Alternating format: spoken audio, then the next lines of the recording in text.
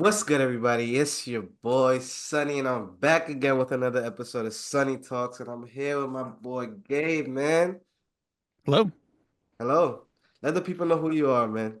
My name's Gabe Kleinert. I am a podcaster primarily. I also do some writing. I've been a Dungeons and Dragons enthusiast for many years and lover of media, lover of food, lover of lots of stuff. Let them know where they can find you at. So my podcast stuff can be found at interpartyconflict.com. That was primarily for the first podcast that I started, but I'm going to be using it for some more stuff in the future. And I'll put a link to to this and some other stuff that I'm working on there when this goes out. Okay, and what's any social medias that they can find you? Sure. You can find me on X at InPartyConflict. You can also email me at interpartyconflict@gmail.com. Okay, that's great, man. And let's get into it. Okay. So um so on this show, Gabe, we like to talk to you about your early life, and then we work our way up to the present day into everything that you got going on and everything. Sure.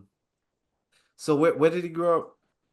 I grew up in Detroit, Michigan. I was born in 1985, and for most of my life, up until high school, I lived in the same house in Detroit. Around high school, I actually my living situation was actually kind of complicated. How much detail do you want me to go in? I mean, go as far as you want to share, bro. It doesn't matter. Like, this is what this show is about. We love to talk Sure, to people and just get to know who they are and let sure. them tell their story. Yeah, so I'm the youngest of five kids, and by the time I was around, my parents had kind of gotten a little bit complacent. My mom had gone on to become a doctor. My dad had been, was working my whole life and everything. So they were both pretty busy by the time I came around. And so they had been a lot more strict with my all my older siblings. And then with me, they kind of got a lot more relaxed when I was in ninth grade. When I first started high school, I was going to one high school in the Detroit area, and I didn't really like it. It was an expensive school. My dad had gotten a promotion or something. My mom was making a lot of money, so they decided, hey, let's send Gabe to this like really prestigious high school. It was like an all boys Catholic school, and sorry to cut yeah, you off. And so where do you rank amongst your siblings? Are you like the oldest or I'm the youngest. you're the youngest? Okay, Yeah. so was it because at this point in life, like your parents reached like a comfort level and they're like in their I want to say like in their savings or just like the money that they had, they felt comfortable? That's a good question. My dad always tended to live like we were poor no matter what, and my Hmm. mom tended to live like we were rich no matter what. So my whole life, we were always kind of like my with as many kids as my parents had, we always kind of were scraping by. But by the time I was in high school, like my older siblings had all moved out and everything. So I think by then my parents had a little bit of monetary freedom. So that's probably why they were a little bit more willing to splurge on a good education for me and such. And what's the age difference between you and your nearest sibling? We're all about 2 years apart. Okay, So okay. like, So two, my it yeah, was reasonably close. reasonably close. Yeah. Okay. Um, yeah, and so they sent me to this like kind of prestigious high school for ninth grade, and I hated it. I did not do the work. I was put in like a remedial class halfway through halfway through one of the semesters because I did not care. I was the kind of person that I had always skated by on just natural talent. I never really studied. I never really like put in a lot of homework into homework. So Yeah. like when I went to a school that actually required all of that, I did very, very poorly. So they pulled me out of that school after ninth grade. And I think the intention was for them to homeschool me because they had homeschooled some of my older siblings, like, 15, 20 years earlier when my older siblings were like really young. Yeah.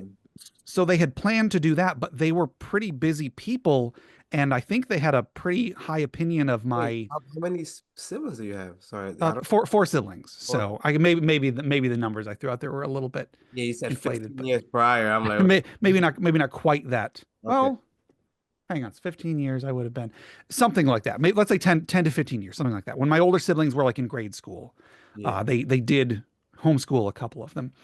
And so they were going to quote unquote homeschool me, but then because they were both working full time and they just kind of expected me to do all of the stuff myself, they didn't really homeschool me. They kind of just left me to my own devices Yeah. for a year. So for a year, I didn't do any work. I just sat in my room and played video games all day, every day. Okay, And wait. then, yeah, So I want to go back a little bit. sure. What bring me back to that period in time that Okay. right before you got into the new school and like because to me it's like what like I'm a little confused. Why did you start like misbehaving? Were you already on this like weird path where you're just kind of like the youngest child and you're doing whatever you want? And so I mean just let me know. Yeah, no, I think it's a little bit of both. I think that, like I said, my other siblings had all moved out, so my parents had gotten a little bit relaxed. They were both busy all the time. It was pretty much just me, and at this point, I think my older brother was still living, or the younger of my two brothers was still living in the house. Hmm. And so I think it was just I could tell that my parents weren't really putting in a lot of time, like paying attention to what I was doing. And nobody was like forcing me to do the stuff I was supposed to do. So I started just kind of getting more and more relaxed myself. Um, like here's the crazy thing. I was the valedictorian of my middle school. I was it was a small school. I was only out of like four possible candidates, but I was just so good naturally. I was so smart naturally that without really putting in effort, I was the person with the highest GPA when I was in eighth grade. So when ninth grade came around and they were sending me to this prestigious school, they were probably thinking, "Oh, Gabe, he'll take care of everything himself. We don't really need to put in the work." When actually, no, I kind of just gotten lucky thus far, and so it all kind of came crashing down after that when I stopped. When it was clear I wasn't putting in the work. Yeah. Okay, so I kind of get that. So it's kind of like your parents, while having to raise all of you, and it's kind of like they're on their last stretch, and they're like, okay, Gabe's finally in high school. You kind of saw like they started like not necessarily that they didn't care, but they weren't so hands-on with Yeah, you specifically. yeah. And is some of that to do with like did some of that have to do with like your siblings? Like because your siblings are already like grown in the world, so now they're not necessarily done, they still kind of have to keep an eye on those situations also. Did they have to a major part to play with that? Could be. I do know that my parents were a lot more strict with them when before I came around. So there probably was some degree of maybe like my parents were expecting them to maybe keep an eye on me or something. I don't know.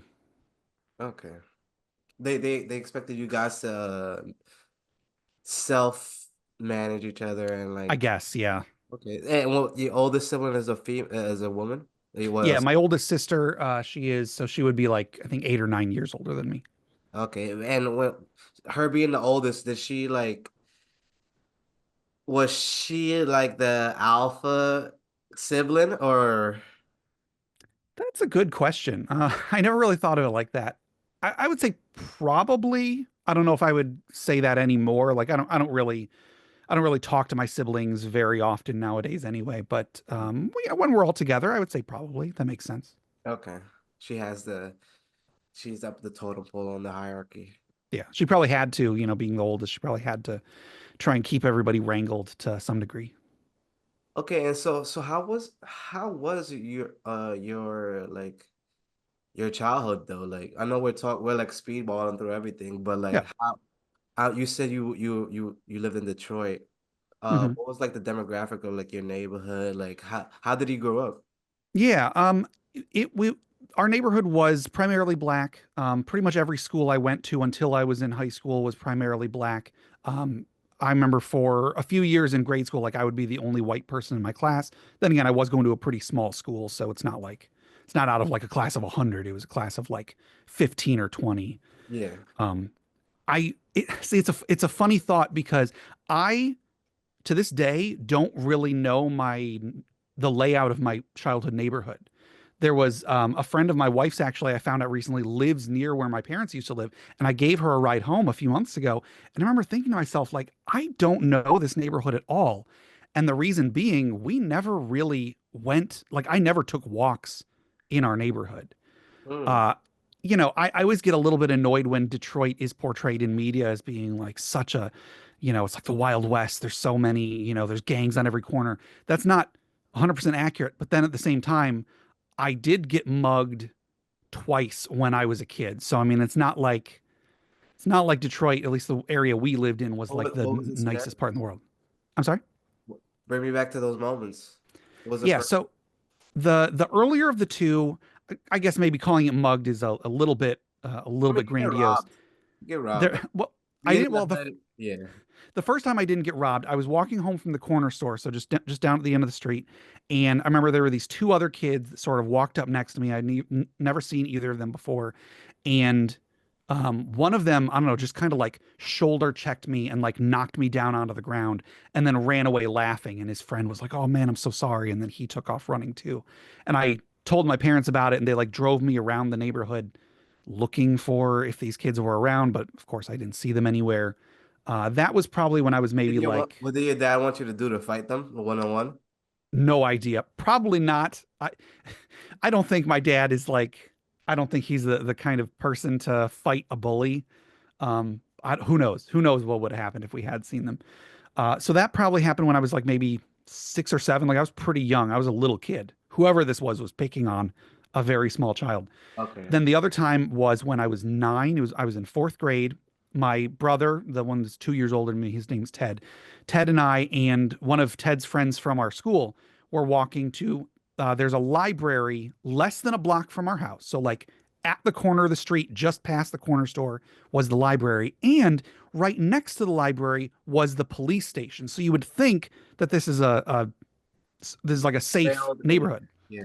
We were walking to the library one day to return some books, and there was like an empty lot, a fenced in empty lot, and we were walking along the lot, and these kids basically come out from like an opening in the fence right in front of us and block us off.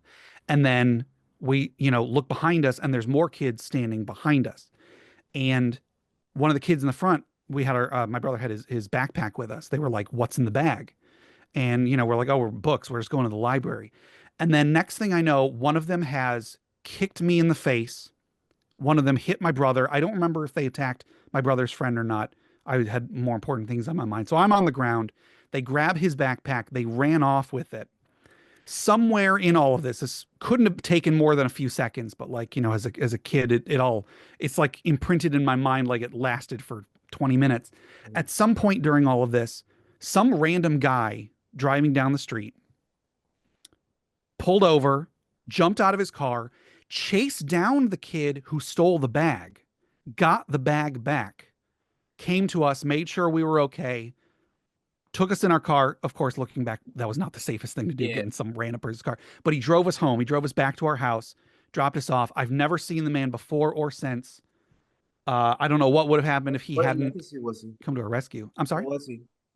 He was black. So I mean, I was a little white boy. My brother was a little white boy.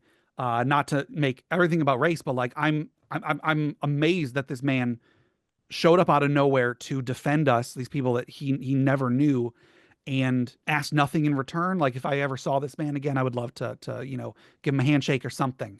Yeah. But yeah, and that traumatized me for years. For years, I was terrified to walk to the library, which again was less than a block from my house.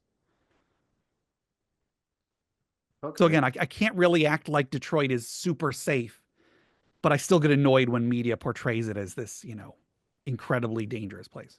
Yeah, I definitely can relate to that. Like me growing up in the Bronx, like the Bronx has a certain reputation too. And I know what you mean, where it's like I wouldn't say it's the safest place, but it's like okay. But it's because Mhm. us coming from these scenarios or like these environments, it's just like we're used to seeing like some crazy shit on the corner. But like you've Yeah, been seeing it since you were like 8, 10 years old, and it's like, bro, that's just Johnny from down the block. Like he's yeah. a nut. Yeah. Okay. So, all right. So you kind of grew up in like in a like a what? So you being, were you like one of the only like white family in the neighborhood, or were there multiple? Like everything was like mixed in. It didn't really matter. No, it was primarily black. I'm trying to think if I knew any white people that lived like in our there was I know there's one kid that was like in the grade below me at my school that I knew for a few years and then he moved away. But he was like kind of I wouldn't necessarily say he was in my neighborhood because he was kind of on like the opposite side of the school off, a few miles. So like there were some white people, but my neighborhood specifically was primarily black. Okay, and so you mentioned earlier that you you didn't really venture in your neighborhood growing up. Was it like, did you have a big backyard, or like were you just stuck in the house? And if so, was that due to like, now, I don't want to say like, I don't want to say racism, but was it due Mhm. to like your dad is saying, hey, it's kind of wild outside, just stay in the house? Well, we did have a pretty big backyard. I don't think my parents ever like told us not to explore the neighborhood. I don't think Okay, that was that was part of a it because personal choice. yeah, 'cause I used to walk to school. Like school was maybe a mile away, and even like after my youngest brother, like the when I was the only person going to my school after everybody else had moved on, I still would walk to school by myself. So it's not like the neighborhood was off limits to us. I think I just never really had any motivation to Okay, explore the neighborhood. I was fine just sitting at home playing video games. You know what I mean? okay. So what was your friend group like in the neighborhood? Yeah, my friend group was pretty much just the two or three like kids at school that I was closest to. Mm, Like I didn't really have any white friends that I was close to until I got into high school. It was pretty much just, the black kids that did live around me that, I don't necessarily talk to them much anymore, but I'm still Facebook friends with them. A couple of these childhood friends I invited to my wedding, that sort of thing. nice. Um, just like I wasn't on bad terms with anybody. I just didn't really have a ton of friends when I was a young kid. No, I definitely get that. Also, like, especially if you're like more so a homebody, it's kind of like you're closed in, and not necessarily closed in, but you're just inside all the time. So I'm assuming like you were like early internet phases, like you were in those in that era. I'd say so. Yeah, I remember we had a program on our computer called Prodigy, which was kind of like the internet before like the World Wide Web. It was like an interface that you would log into, and then depending on you would like go into like the kids section or like the teen section or whatever. And I remember there'd be like games and stuff we could play on there. So yeah, a pretty earlier adopters of the internet, I would say. Okay, that's cool. And okay, so I can see how you could get trapped in that world, especially I'm assuming you're more like an introverted person, so you're not necessarily going out. Yeah, I'd say so. Okay. I haven't gone out to a party in quite a while, so Yeah, I feel guilty as that. charged, I guess. Yeah, I feel that, bro. Me personally too. I don't like parties or and shit like that. But I feel like for me, it's more so of a, I don't want to say trauma. I just don't like being outside and like not in control. Like I don't like drinking outside. Like Sure. I'll have a drink outside at somewhere, but I'm not getting shit faced anywhere outside. I'm not home. Hmm. Like, Want to I, hear something crazy? yeah. So I'm 39 years old and I have never been drunk. I've only been high twice, and they were both within the last like 2 years. Okay. High of what? One time was marijuana, one time was LSD. Nice, nice, nice, nice. Hmm. Oh, Yeah, I just my siblings, I'm sure, drank and smoked and did that kind of stuff, but like I don't know, I guess my parents raised me well. I just had no interest in any of that kind of stuff for a very long time.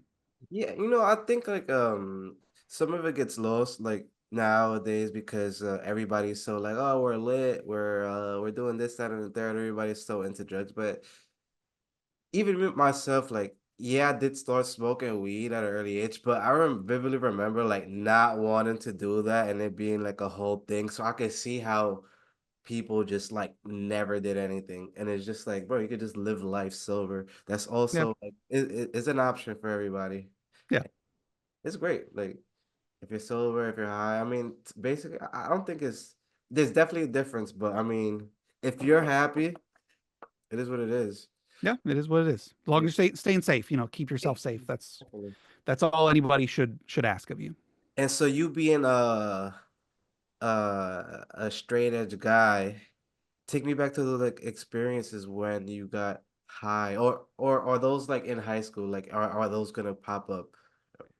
No, no, no. So the only times I got high were within the last couple of years. So like in Oh, high school, I had opportunities to drink. I had opportunities to get high, and I always just turned it down. I was not really interested. But I mean, mainly with a lot of things becoming more legal in previous years, like edibles and such. hmm, The first time I got high was a couple of years ago. I have a close friend that got married about 2 years ago, 2.5 years ago, something like that. And he had been with his partner for like 10 years before they got married. yeah. And then they got married. Within 6 months, they were getting divorced. Oh shit. And not to get into what he was going through, but basically there was one day he called up my wife and me and he asked, "Hey, I'm going through a lot of stuff. Can I come over to talk to you guys and just hang out?" And we said, "Absolutely." So he came over, told us all about what was going on with him and his partner, and then he asked if it was okay if he took some edibles while he was there. We said, "Go for it." And then he asked if I wanted one, and I thought, I don't have anything else going on today. Sure, let's give it a shot. So he gave me one. I tried it. A couple hours pass and like I'm feeling nothing. I'm a relatively big guy. Like I'm tall. I'm not like fat, but with being as tall as I am, it takes a lot of weight to make a person like actually obese. Yeah. But I have a lot of body mass, is just what I'm saying. And so I thought maybe it was just like I hadn't taken enough or something. So I was like, give me a second one, which I'm sure a lot of people are going to hear that and they're going to be like, that's a Yeah. mistake. You never take a second one. So, but I didn't know that. I've never done this before. So I Yeah. took a second one and a little while passes and I'm still not feeling anything. And I'm thinking like, all right, maybe it just doesn't work on me. So, hey, let's make some, let's go get some dinner let's go out to the restaurant. And then I'm like grabbing my keys. I'm like about to drive. And then I just get this feeling and I'm like, hang on, guys, I don't think I can do this. I think I'm high right now. And so my wife drove us instead. We went out to this restaurant. I was so high, I couldn't finish a sentence. I would start talking, and then halfway through whatever it was I was saying, I would realize I didn't know where I was going or where I started. And I would just stop in the middle of a sentence and be like, I'm sorry, guys, I lost it. Uh, it was a lot of fun. I'm not in a hurry to recreate that experience anytime soon, but you know, it was an interesting experience, and I'm glad I tried it at least. Okay, so have you ever even smoked a cigarette?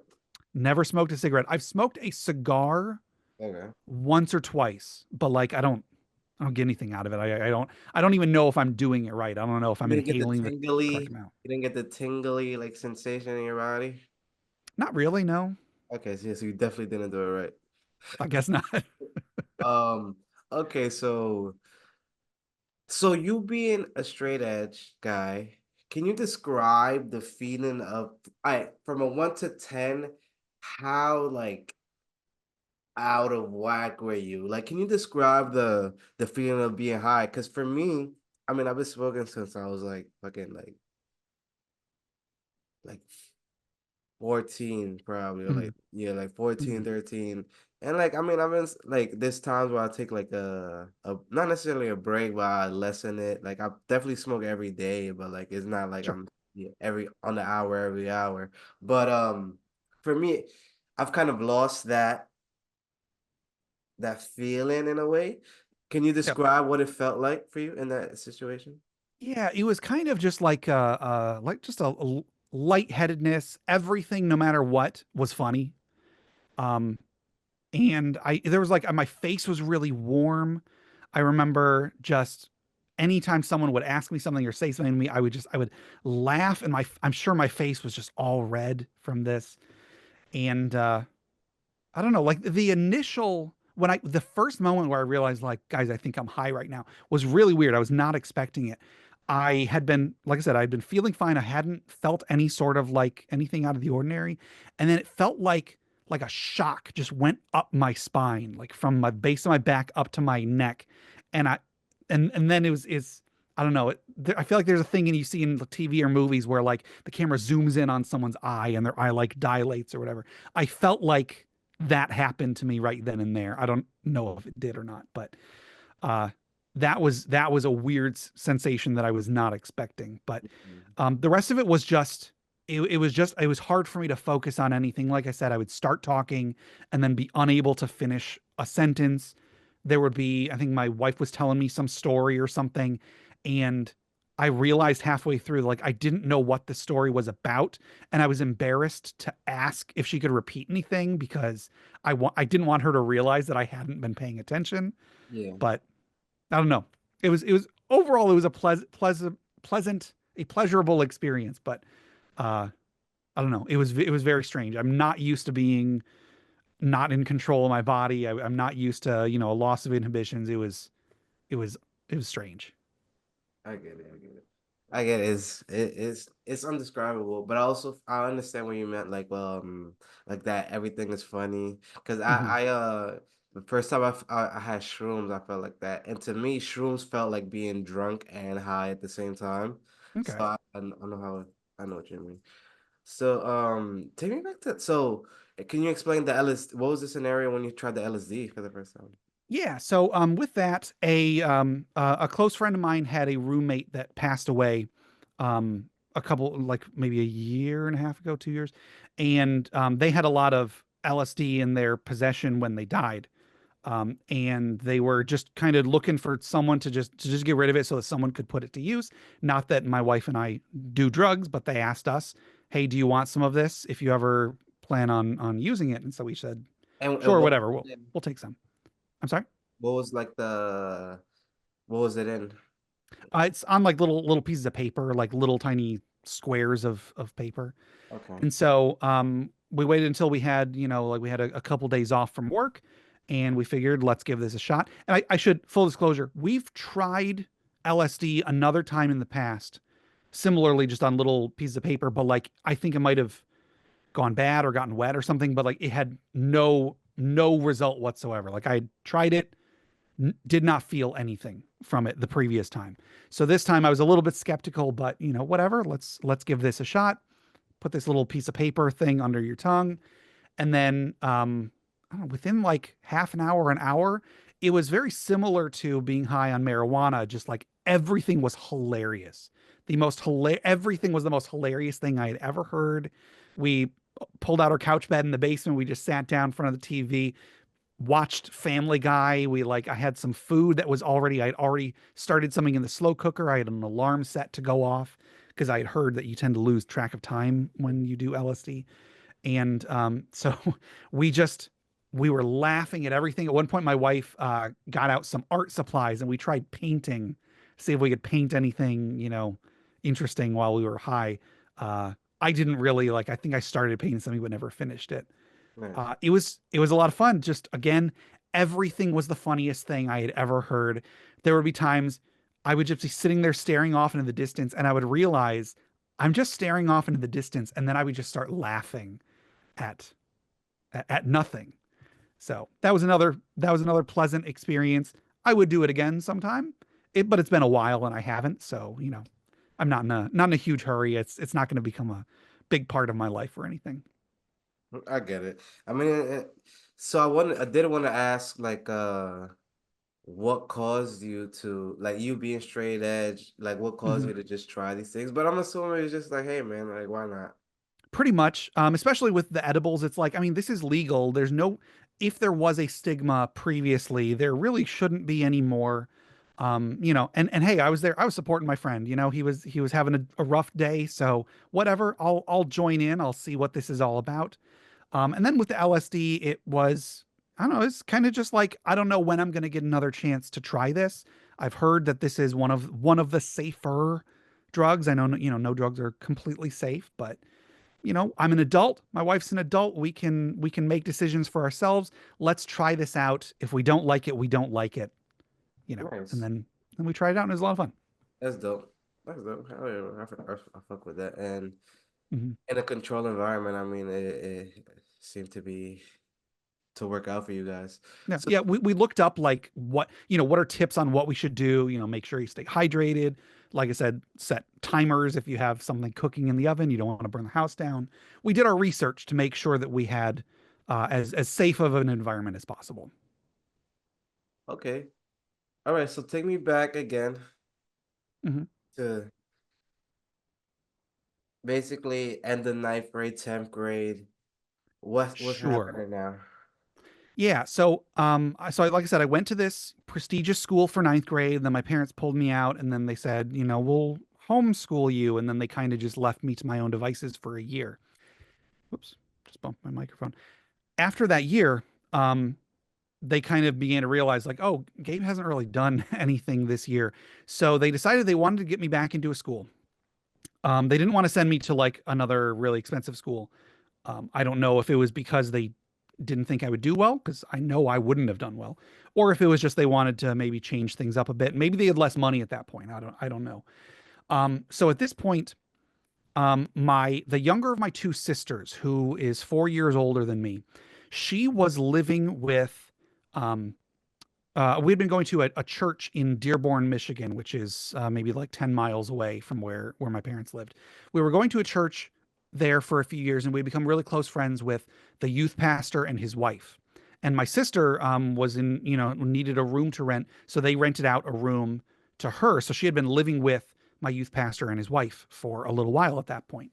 And they lived in another school district. So my parents came up with the idea, what if they made my sister my legal guardian, Hmm. and then I could live with her and go to school in Dearborn, because they didn't want me to go to school in Detroit because, like I've talked about earlier, Detroit isn't necessarily the nicest place to live.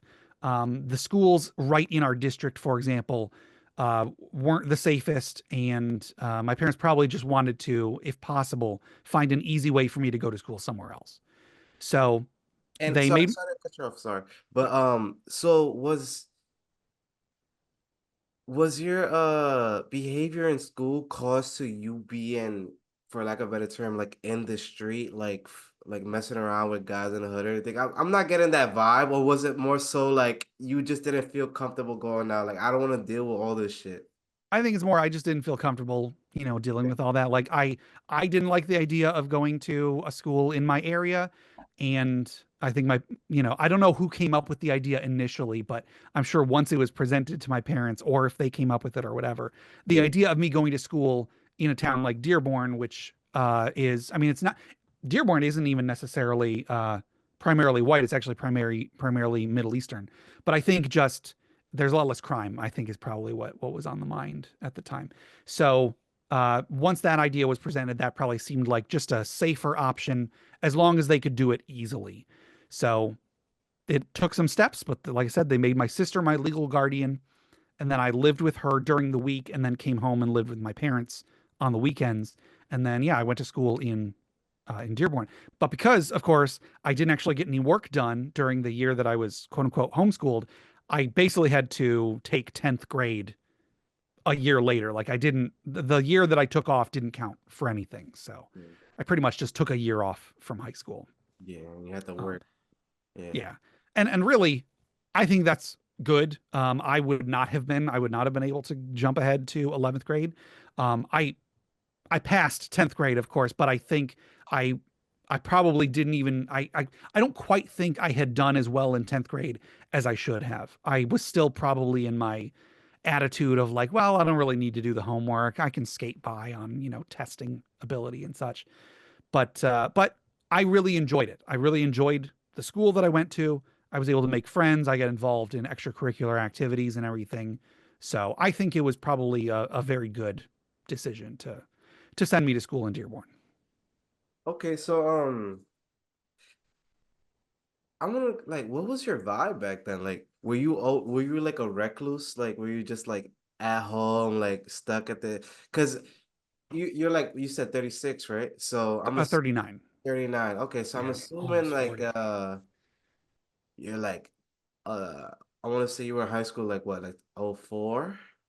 I graduated in '04. Yeah. Okay, so So what, you're like heavy into like PlayStation, like and PC games and shit like that. I know that Yeah.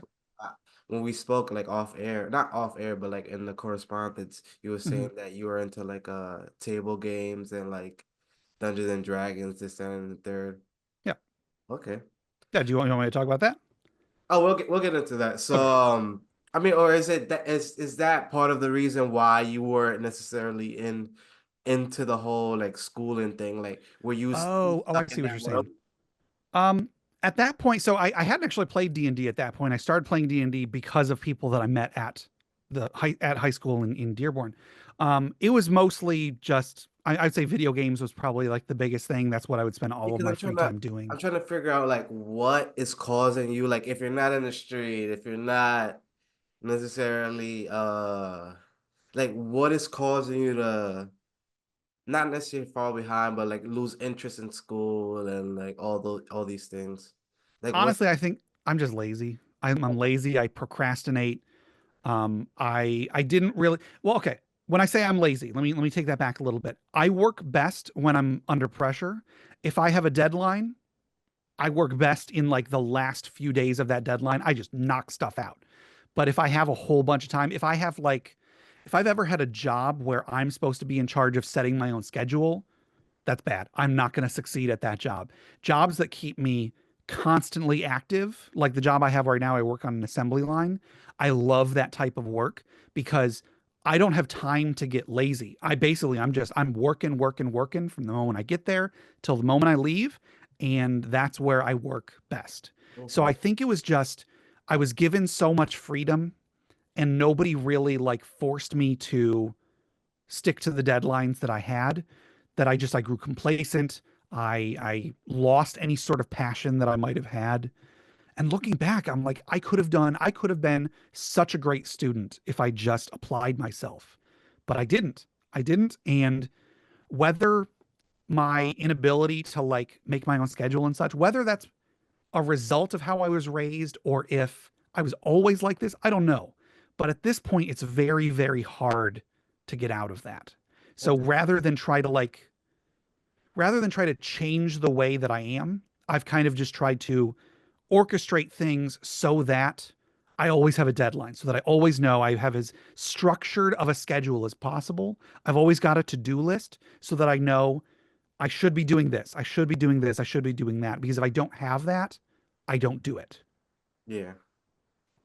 Okay. So all right, I get it now. So it's kind of like, and I can relate to that too, because it's like you just get bored. It's Yeah. almost like nobody's really pressuring you, and I think that has to do with like youngish. It's like a young child, like a youngest sibling syndrome. Is like the parents already did what they did. Like I don't know if this happened with you, like, but for me, like my mom would tell me like, "Oh, me and dad we went to college, and my sibling went to college, like." Mhm.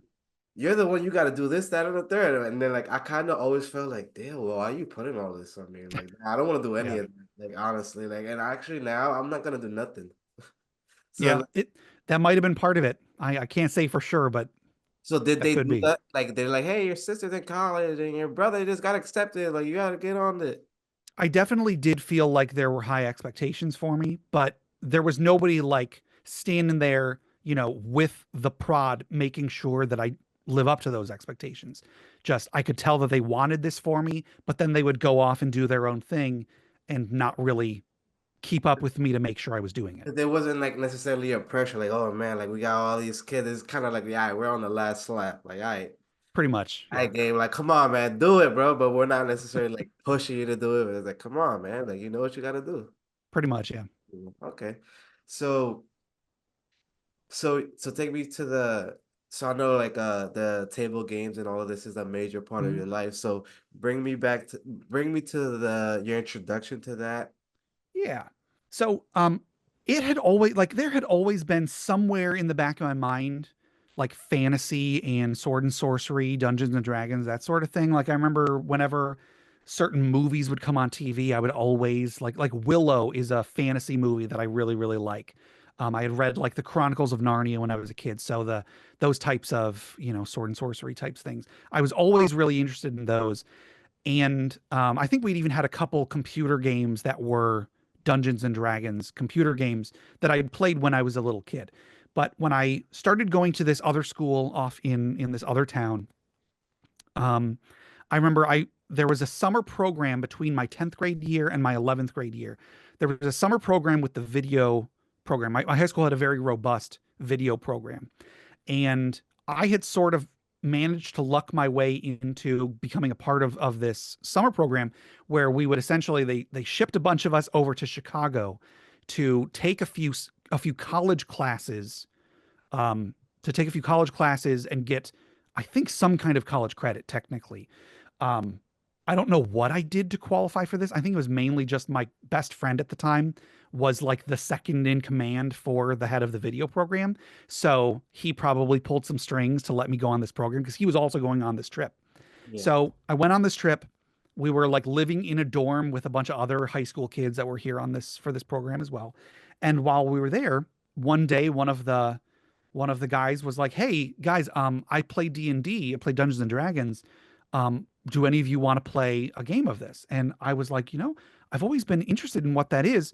Yeah, let's play a game of this. I don't remember very much of it. I remember not really, it wasn't very good. I think the guy running it just didn't do a very good job. But when we got back and we started the next semester at Dearborn High. I was telling one of my other friends about it, and he was like, "Oh, there's this other guy at this school. His name was Dave. Talk to Dave about Dungeons and Dragons. See if he can get you to play like an actual game of it with him." So I found this guy, this mutual friend, and I was like, "Hey, I heard you play D&D. Can you just teach me what the game is?" And he said, "Yeah." So I went over to his house one evening, had me make a character, had me, ran me through like a short little game of it, and my life has not been the same since. I've just been obsessed with it ever since. It's always in the back of my mind. A lot of the other endeavors that I've gone into writing, I've done podcasts, all of it is in some way inspired by Dungeons and Dragons, just because this is something that I'm so passionate about. I love that type of experience. I don't know if you know anything about D&D or if your listeners do, but I'll just say it's kind of like it's an interactive story that has rules. So you play by the rules, you try and do things within the rules, you roll dice to see if you succeed at challenges and such. And I just love that type of collaborative storytelling. I love just the group dynamic. I love having, people that we're all in this together. We're all having a good time. We're telling a great story. And it's just a ton of fun. So it's been a part of my life ever since, and it probably always will be. So yes, I do know a little bit about D&D. I mean, you're like the third guest that I've had that's D&D related. Sure. For the first one I had was my boy Harbinger. I think he just has like a regular D&D thing going Mhm. on. Then this other guy I had on, he does like a Naruto Oh, uh D&D type of thing, but it's also a podcast. It's called Dungeons and Shinobi, I think it's called. but look that up. Dungeons and Shinobi, yeah. Yeah, that's pretty. That was pretty dope. Do you feel like, cause even like I know I've been meeting a whole bunch of other people that's like into D&D and stuff, and even like my girl, she's trying to like get me to do like a whole D&D thing with like her boy her not her boyfriend, sorry, her friend, and and I'm just like, do you think like D&D is making like not a resurgence, but is it coming to like the mainstream now? I think it is because I think all of the people that are creating a lot of media nowadays Hmm. were into it when they were younger, and it was, back in the day, back like 20 years ago, 30 years ago, it was a much smaller community, so the people that were involved in it feel really strongly about it, like myself. So they probably, now that they're all the ones that are creating TV shows, creating movies, and so on, so much of what's being created has this undercurrent of things that were experienced first through D&D. So I definitely do think it's definitely bigger than it ever was. Whether that will still be the case in, say, 5 years, I think in the last couple of years there have been some business decisions from the company in charge of it that I think are going to lead to its demise. But at the same time, tabletop RPGs in general they've spread out so much. It's not just Dungeons and Dragons. There's Pathfinder, there's Blades in the Dark, there's all these other games that are also becoming popular. So I think that, you know, if I can just sort of give a sort of side example, so much of what we think of in movies and TV is inspired by video games that a lot of people don't realize. Like the concept of leveling up is from video games. I think technically it actually was from D&D first, but whatever the case, But isn't everybody knows. Mario the first level up? I don't think Mario was the first level up, but whatever the case, like everybody knows what it means to level up. Yeah. 30 years ago, that was not the case because it was a thing in, video games or tabletop RPGs, whatever. So I think similar to that, in a few more years, D&D and various RPG mechanics are just going to be so ubiquitous. Everyone, without realizing it, is going to have RPG elements in all of the media that they consume. Just because, over time, all of these things that make up culture, they intertwine with each other and they blend in and then they spread out and so on. So it's definitely getting bigger than it was back in the day. Back in the like when I first started playing D&D, they Dungeons and Dragons was already in like they had gotten a big resurgence, and before that, it was a lot more insular. So I think like it had already grown a lot by the time I joined, and now it's even bigger and bigger and bigger. So are you only into like Dungeons and Dragons, or do you like branch off into other card games, like what was it, like Magic, or like the Pokemon or Yu-Gi-Oh, or you're into those type of things, or that's too young for you? Not necessarily young, but it just wasn't your era. It wasn't really my thing. I have a lot of friends that play Pokemon card game, that play Magic, just never really my thing. When the Pokemon card game first came out, Mm. I did get a starter set because I was really into Pokemon. Pokemon came out when I was in eighth grade. It was in like 1997 or 1998, and that blew up. Like everybody was crazy about that. And I did, being an early adopter of the internet, I found out that the card game was going to be coming to America like within the next few weeks. So I remember getting a starter set when it first came out. I was like one of the first people that I knew that had one. But then I never kept up with it. I was poor. I didn't have money to keep buying cards, so I kind of fell off at that point, and I never really got much into it. And then Magic, that was a whole other thing that I never really got into either. Okay, I get it. All right, all right. Wait, hold on. So, Yep. all right, I'm gonna stop recording real quick. Okay. Should I also stop recording or? Yeah, you want to damn? Hold on, why is it not showing me? No,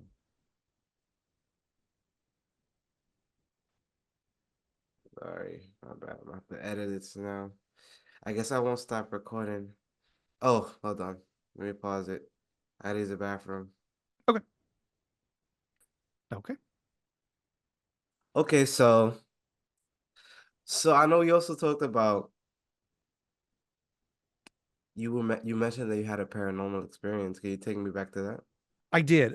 So when I was really young, I don't remember exactly how old, maybe like 4, 5. Like I was a very, very young child.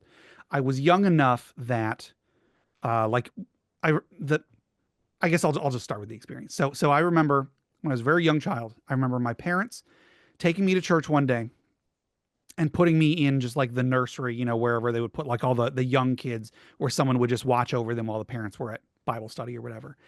And I remember going into the nursery, playing around. I had a little stuffed animal. I always had stuffed animals, but in particular, I had a little stuffed reindeer. It was a stuffed Prancer doll.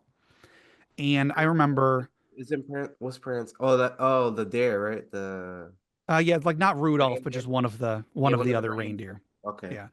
So, and that's one of the parts of this story that I think is so weird. Why would anyone have a Prancer doll? Why not a Rudolph doll? You know what I That mean? is weird. It was so, but is that one like we all picture like the puppet? I don't even know what type of animation that is, but that like from that reindeer movie where like Rudolph. Yeah, I don't think it was like specifically from that. I think it was just a generic looking reindeer doll. Okay. Uh, so I remember I took the stuffed animal with me. I remember I'm sitting there in the nursery, and I remember they had this set of buckets. Like there are, I can picture them in my mind. They're these colored buckets that you would take with you to the beach that you'd use to like make a sandcastle or whatever. And I think on one side, so like on the bottom of the bucket is actually like a shape, so like a triangle. If you want to stamp out a Mm. triangle in the sand, you would use the bottom of the bucket to stamp that out. So, I've got these set of buckets. I have them in front of me. At some point, I remember I took my Prancer doll, put it under a bucket, flip the bucket over so Prancer's completely under it.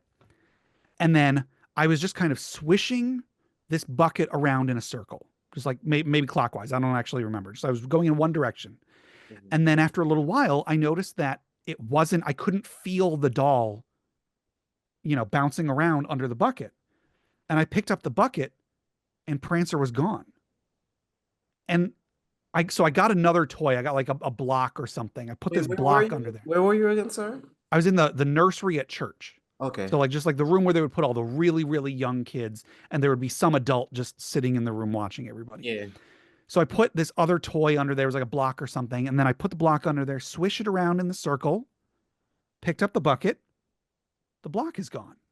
And I even called a couple of the other kids over. I'm like, check this out. I grabbed some other toy, some green thing, put a green thing under there, swish it around in a circle, picked up the bucket, no green thing. And then I'm like, okay, this is weird, but let me try this. I started swishing the bucket in the opposite direction, picked it up, green thing is back. Took the No. green thing out, did it again. The block is back. Did it again. Prancer is back. So I'm like, I'm making things disappear. I'm bringing them back. At some point, the adult that is in the nursery notices this too. So they're coming over and watching me. So I do the whole thing again. I put Prancer under the bucket. Prancer's gone. Put the block under the bucket.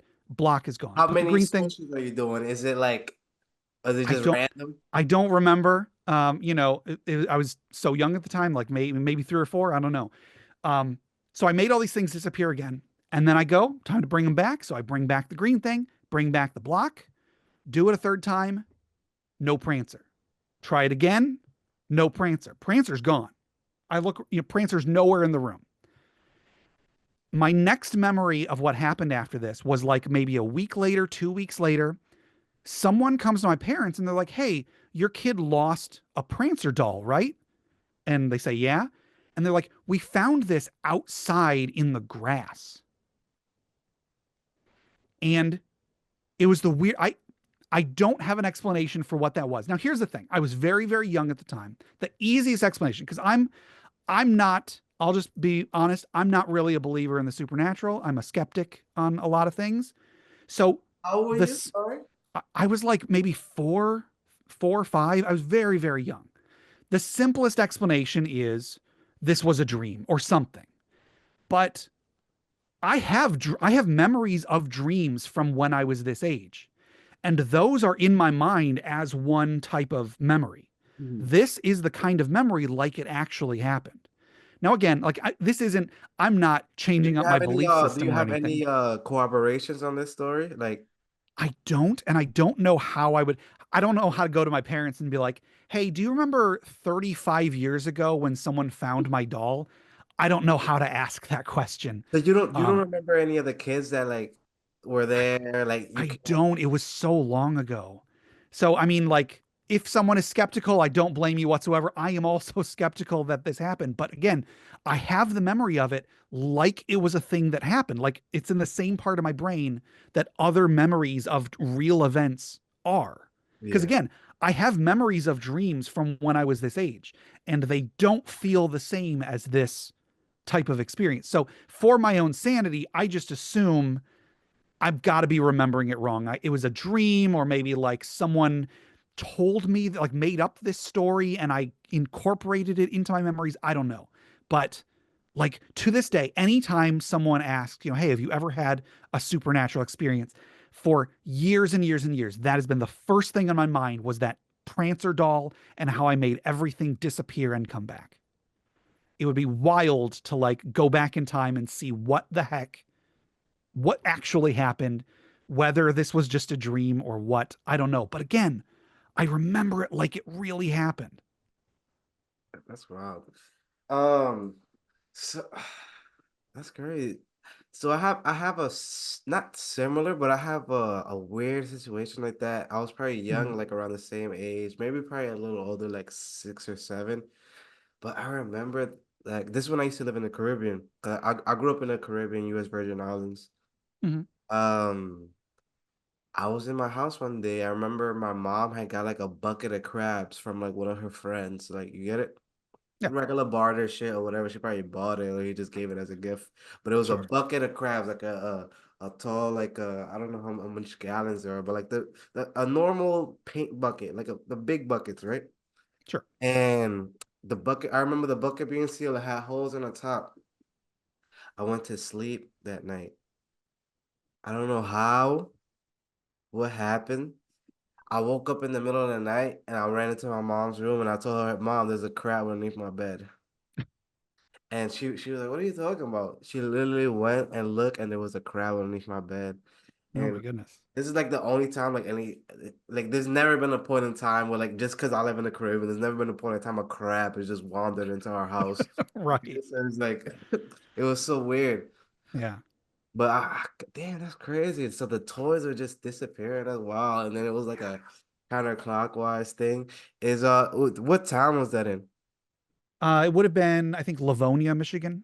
I think that Livonia. because I can picture the church that we were going to at the time, and that is in, or was it Redford? No, I think it was Livonia. Let me actually, if I can take a quick second, let me just Google.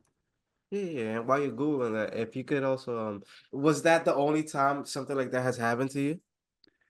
That I can remember. I've had, like weird experiences with like technology and such, but those I can usually explain pretty easily. And the church is in Redford, Michigan. Sorry, not Okay. Livonia. Um, I guess if I while we're on the subject, actually, let me just tell you about a weird experience that I'm sure was just some sort of a Yeah, technology glitch. explain both or any of the experiences. Just you get it. Sure. Mhm. So, about 15 years ago, shortly after my wife and I got married, we were married in 2008. We moved to Tennessee for 5 years. We were in Tennessee for 5 years, and then we moved back to the Detroit area. And we didn't really have a lot of friends when we first moved down there. I had some family, some extended family that lived down there that um, were supposed to get me a job. The job fell through, so we were just kind of left on our own. But it took us a while before we only had like a couple friends for the first 2 or 3 years we were there. Mhm. Um, there was one day we were just hanging out in our bedroom, and my wife got a phone call from my phone. Now, nowadays, it's not out of the question for someone to spoof a number. I've gotten calls from quote unquote from my own number before, and it was just a scam call, like trying to whatever sell me something. I've never heard of that. It's okay. Well, spoofing numbers is a thing that it happens nowadays. This was before that became commonplace. But if What time was this? Like, maybe like 7 or 8 p.m., it was like in the evening. no, I mean my bad. Sorry. Like, Oh, what year was this? Sorry. would have been like 2010. Okay. Okay. Okay. So so she got this call that said it was from my number. Like I've got my phone in my pocket. Obviously, it's not me. Yeah.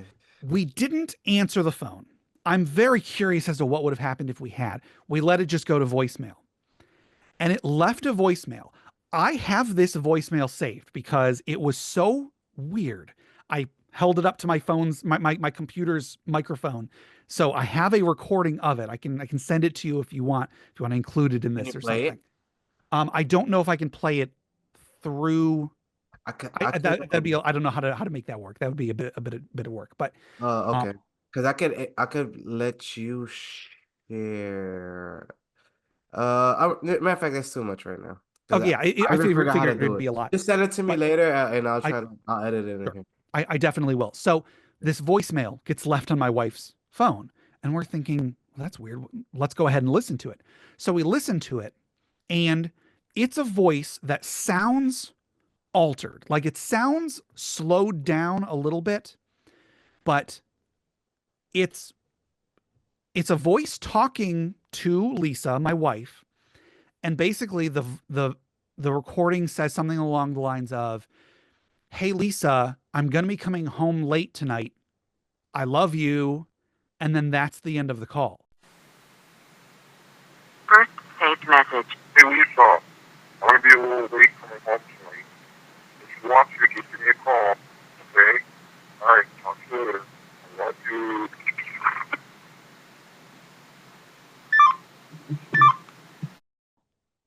Uh, But like again, it was like pitched down or slowed down slightly. The weirdest thing, number one, because it was coming from my number. were you Number two, supposed to be at work? I don't think so. I don't think I was working that day. But like also, I don't leave messages like that. The messages that I leave for my wife all kind of sound the same. They don't sound like this. Yeah.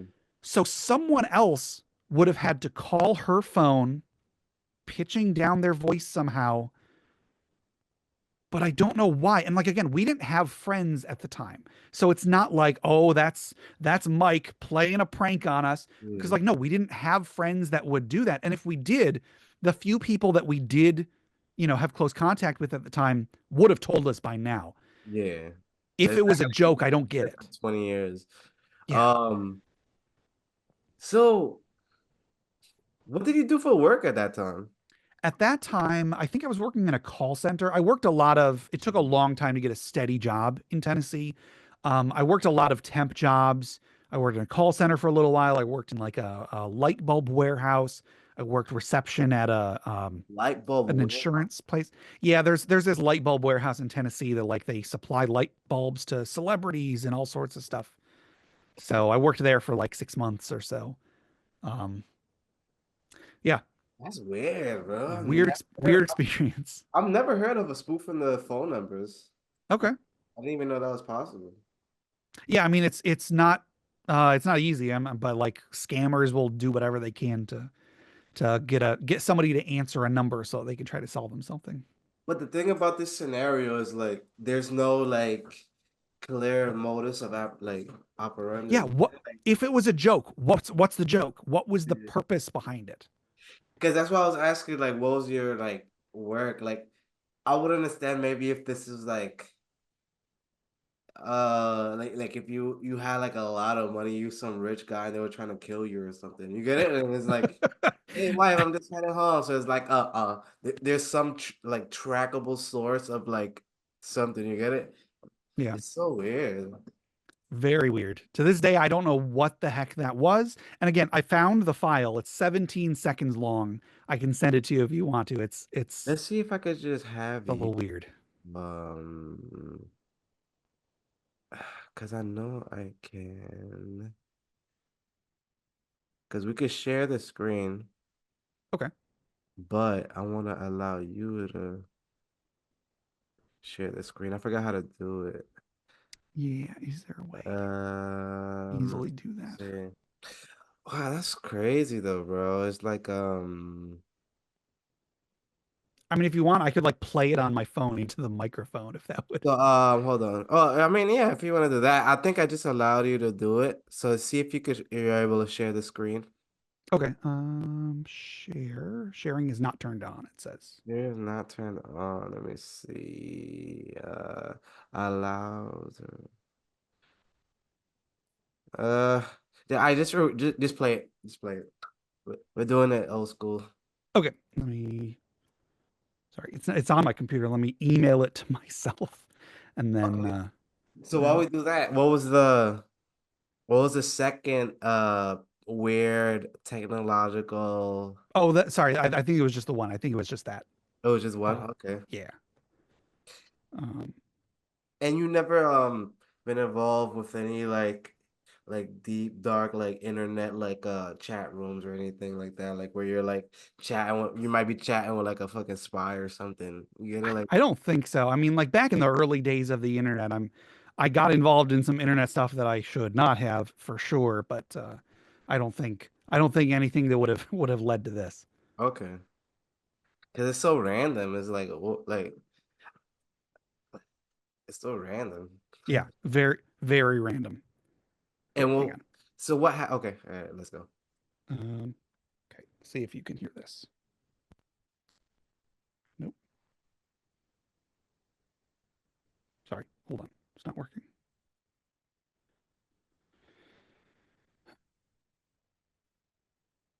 But did the voice sound like you?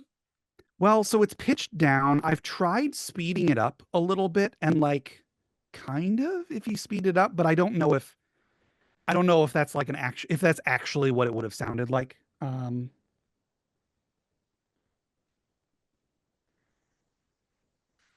Oh, that's not it. That's my wife snoring.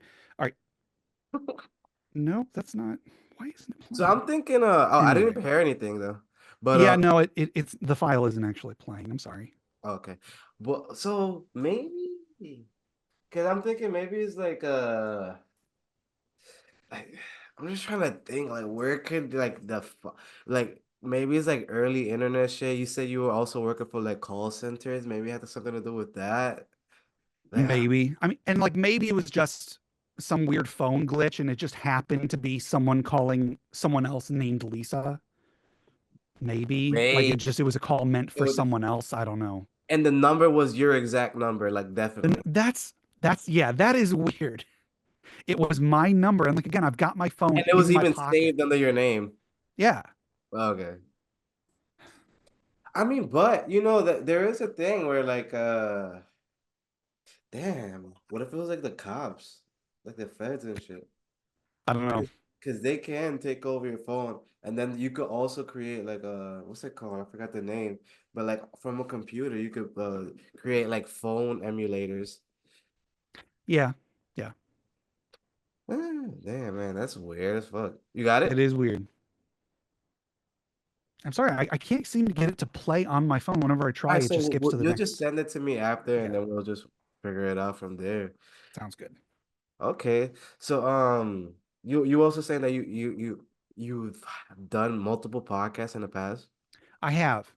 So I had uh the main podcast that I've made ran for 5 years. I had a weekly podcast. It was a Dungeons and Dragons themed podcast, but most excuse me, most D&D podcasts that are out there are what's called actual play podcasts, where it's basically a recording of a session of Dungeons and Yeah. Dragons so people can listen to the story and such. That's what I'm more familiar with. Yeah. So I didn't do one of those. I'm working on one of those right now, and it's gonna start coming out in a couple months. But um, I wanted to do a discussion podcast where essentially people would write into us and ask us questions, like give us topics so that we could try to give them advice. The reason that I started making this, I'd always wanted to make a podcast for a long time because I've been told that I've got like a good conversational voice. I'm good at explaining things. So I knew I always wanted to do something, something with my voice, something podcast related. But I like to argue with people online. I'll just put that right out there. I like to argue with people online. And there was one day somebody was asking a question on a Dungeons and Dragons forum, and they were talking about a dispute that they were having with a player in their group. And I remember all of the replies were people saying, "Oh, just kick that guy out of your group. Just get rid of him. Don't bother with him. Just move on and find a different player instead." And I remember thinking to myself, like, that's such an awful response. This is probably a friend of yours. Why can't you just talk to them, deal with the problem outside of the game, and then continue playing the game together with, the right expectations between everybody. Yeah. So I wrote out this long reply, sent the reply, and then shortly after that, I realized that the whole thread had gotten deleted. Oh And I was shit. like, well, shoot, I gave some good advice in there. I want to give people D&D advice. And so then I thought, how can I make a podcast out of this? So I got a friend of mine who I played D&D with for many years. And then we basically, yeah, I would go out and I would solicit questions. I would say, hey, I'm making an advice podcast. Can anybody send in some questions about like things, issues that you'll deal with in your D&D game? If you want advice on how to make a character, if you have like questions about when should you do this, when should you do that, how do you deal with a problem player, and so on.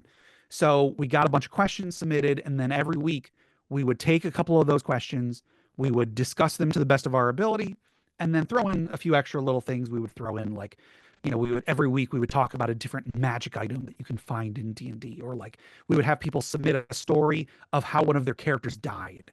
And then for 5 years, every week, we never missed a week, we would put out an episode of this podcast.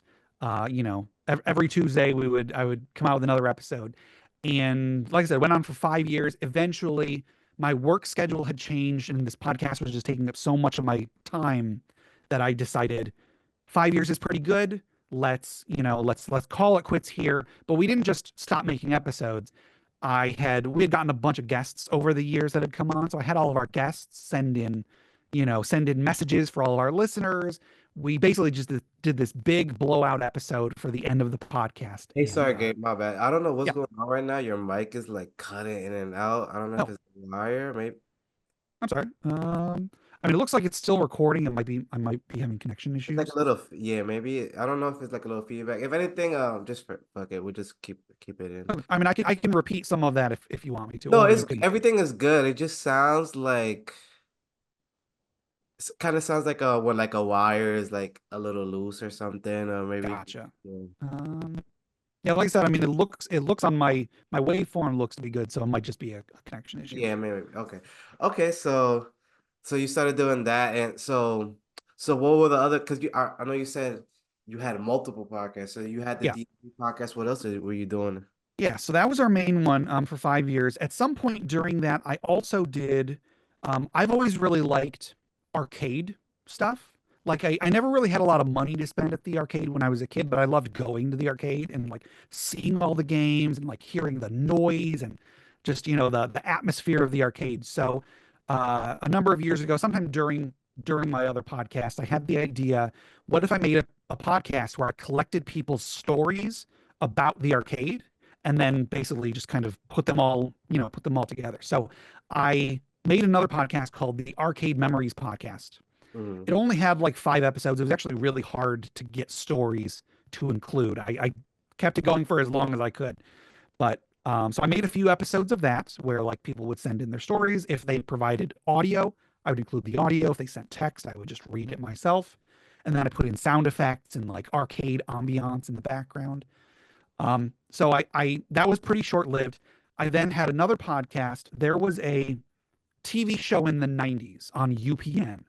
There was a thriller action sci-fi show called Nowhere Man. It was a TV show. It was only one season, but it was a TV show about this photojournalist who his life gets erased because he took a photo that he wasn't supposed to mm, to, to take. And so the whole show is him running from this like shadowy government organization. And nobody's ever heard of this show, but I really liked it when it was on. And then I at some point bought the DVDs and like I watched it a few times. So I got my friend Steve, who does a lot of he does a lot of writing. He's helped me with a lot of writing. So basically we looked at the whole series. We went episode by episode talking about, you know, how could this show have been done better if it was made today? Because there's a lot of issues with the pacing of this show and how they give information to the viewer. But we made, I think it was like 20 episodes or 21 episodes. All of the episodes are very long. We talked for hours and hours and hours about how we could remake this show today and really get across the themes and ideas that they were trying for at the time, but fell short probably because of budget or, deadlines and so on. right. So that went on for a while. Like I said, it was about 20 or 21 episodes, and that actually took us about 2 years to record because we would just record an episode whenever we had time, and it Mm, took forever to edit because each episode is like 4 hours long. okay. So that took a while to make, but eventually, once I got all the episodes finished, I released those weekly. So those went out. I also had I'm working on another podcast right now that is an actual play podcast. So I'm running a game of actually not D&D, it's Pathfinder instead of D&D, but it's basically just D&D. I'm I'm taking the very first Dungeons and Dragons adventure that I ever played in, which was actually the computer game Curse of the Azure Bonds. I'm taking that adventure, that story, and then I'm updating it to what to the a current rule set, and I'm running it for my players and recording it, and that'll be ready to go out in a couple months. That similarly has taken a very long time to make. I'm not the kind of person that I don't want to just release episodes whenever they're ready. I've been saving up episodes so that when we're completely done, I can start releasing them weekly. I don't want listeners to have to just wait and wait and wait for more episodes. I want to be able to release consistently on a weekly basis once we're ready. So that's what I'm working on right now. And that similarly has taken about 2 years, maybe 2.5 years Yeah. to get to the state that it's in currently. Yeah, I definitely could respect that. That's also what I'm trying to do. If for like a little quick disclaimer, like Mhm. this isn't gonna come out right away. I'm trying to rack up a little few. So once I start releasing them again, like they're just rolling. Sure. Okay, but I mean that's dope, man. I like Yeah. this. I like that you're so into like the podcast and universe, and you're like diverse. Like you're doing this one and you're doing that one. Yeah. Um, so any other stories that you want to share? Like w were there any other weird like encounters? Because I know like you're in Michigan. I know Michigan it has like a little like funky, like weird, like underlying like paranormal like experiences over there. There are definitely a lot of like cryptids and like haunted locations and stuff in Michigan. I didn't see anything, but last summer I planned out a road trip. I wanted to take a road trip with my wife, so we planned out a road trip that would take us across Michigan to all of these locations that were like haunted or had, weird, spooky backstories and such. I planned it out. I planned it out to include all of these different locations. We were going to go like up into the Upper Peninsula. We were going to go all across Michigan. But then when I actually plotted out how long it was going to take to do this, I realized this is going to be way longer of a trip, and most of it is just going to be driving hours and hours between locations. Yeah, So we ended up cutting it mostly short. I kind of removed, we didn't go into the Upper Peninsula because it's very big and it's very empty. So, like, there would have been the fewest things for us to see there. We basically just, I'm holding up my hand so that you can see this is what Michigan looks like. Or I guess since it's probably reversed on your side. We started off in the Detroit area and then we kind of just went like along the outside of Michigan up to the northern part of the mitten and then drove our way back down. So not all of Michigan. We just drove over a couple, half of Michigan. We stopped at a couple places, but didn't see anything what what extraordinary. what were some of the memorable locations if you could share to the audience? So if Yeah, anybody in the area, they could probably shoot over and check it out. there were mainly just like a couple spots where you go here and like people who come here at night, they hear sounds or they see lights and such. The main thing I wanted to see that I unfortunately had to cut out of the trip entirely. There's a town in the Upper Peninsula of Michigan called Paulding, and there's a phenomenon called the Paulding Light, which is it's this like weird spooky thing where supposedly you park on the edge of this forest, and if you look out into the forest at night, you'll see a light that like moves through the trees. And I'd always wanted to go see that. It's probably nothing. I've heard people say you're basically just seeing headlights from the freeway that's on the other side of the forest. Yeah. I wanted to go see that. And a few years ago, I had an opportunity. My sister got married in a town that's like a couple hours from Paulding, and we forgot to go. I was like, man, let's go to Paulding while we're up there. And then before I knew it, we were already on our way home, and I'm like, shoot, we forgot to go. So that was going to be the goal of this trip was to drive up to Paulding and then drive back.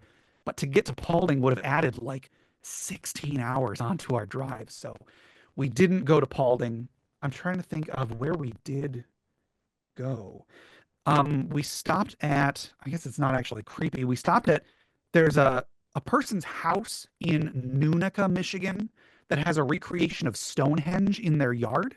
Oh, I think I've seen something like that before. It's a little weird because like it's in their yard. You Yeah, can't like walk up to it unless the gate is open, which actually the gate was open for us, but we didn't want to be tromping around on somebody's lawn. But yeah. they've like got a Stonehenge out on their front lawn. Um, we drove to, I think there was like a beach in Michigan that like I think is supposed to be spooky. I guess we didn't see anything spooky at all. We kind of just, saw like the world's largest pie tin and then the world's second largest pie tin and stuff like that.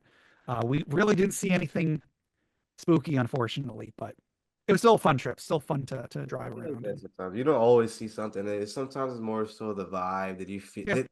did any of the locations did you feel anything in any of the locations? I mean, not really. Huh? I think Okay. I mentioned earlier, like I'm not really a believer in the supernatural in the first place, but you know, I can be proven wrong if I go somewhere and I feel something interesting. You know, Okay. Well, so we're right around our mark. Do you want to let the people know where they can find you? Sure. So once again, my name is Gabe Kleinert. I'm not really much on like I'm not on Twitter anymore. I don't really haven't used Twitter in a few years, X. but Yeah. well, X. Well, yeah, that's part of it. I'm not Yeah. really much on social media, but my the email address that I used for my old podcast that I'm going to be using for my new podcast is interpartyconflict@gmail.com. I don't know if I said the name. The podcast I ran for 5 years was Interparty Conflict, is what it was I called. don't think you said it. Yeah. And so the new one I'm going to be using, I'm going to be using a lot of the same like Patreon and the same that sort of thing. So Okay. interpartyconflict@gmail.com. On X, we are at In Party Conflict, but I can't guarantee that it'll be on there very much. But you still have access to all these things, but you Still have just access to it, yeah, yeah. okay. So if anybody does want to reach out, maybe I'll see it. Maybe I can get back to you and let me know if you have any questions. No, definitely. And I also want to get you back on. Like we got to keep in contact. Once you Sure, revamp your podcast and everything is ready to go, I'll definitely want to get you back on once everything is up and rolling, man. that'd be great. But any final words to the audience? Anything you want to let them know? Any words of encouragement? Whatever you want to speak. Sure. I'll just say this is one thing that was kind of a driving force of the advice that I would give when I was giving tabletop advice, but it's kind of just general advice to everybody. Just keep in mind that everybody that you encounter has experiences that you don't. And so you may think, oh, this person that I'm dealing with, they don't know what they're talking about. What they're talking about has no impact on me or my life. Try and talk to everybody with an open mind. Just because you see it one way and they see it another way doesn't mean either one of you is wrong. So just try and keep an open mind. Try to be open when you're dealing with someone. Don't always jump to hostility. I mean, I know I jump to hostility sometimes, and I'm not perfect, but try not to assume someone else is being hostile. They might just be thinking of things differently than you are, and that's not a problem. We need it needs all sorts to keep the world going. So try and keep an open mind and you know just have a good time. We're all here on this rock hurtling through space, so have a good time and let's work together. Definitely, definitely. And stick around a little bit after that, okay? Well, just like that, guys, it's been a great episode. Make sure you go follow Gabe on all his social medias and podcasts. We're gonna have everything linked down in the description. Thank you again, Gabe, for your time. Amazing story. Make sure you guys go follow him, like, comment, subscribe on this video. Follow us on Instagram at nfs.pod right now. I'm gonna change the name because there's a lot of things going on. But you can also follow me at Sunny, that's SUNNY.NYCC on Instagram. And yeah, man, just like that, it's been a great episode, Gabe. Once again, thank you so much. I appreciate you stopping by and I appreciate your time, guys. And just like that, guys, we out of here. Peace.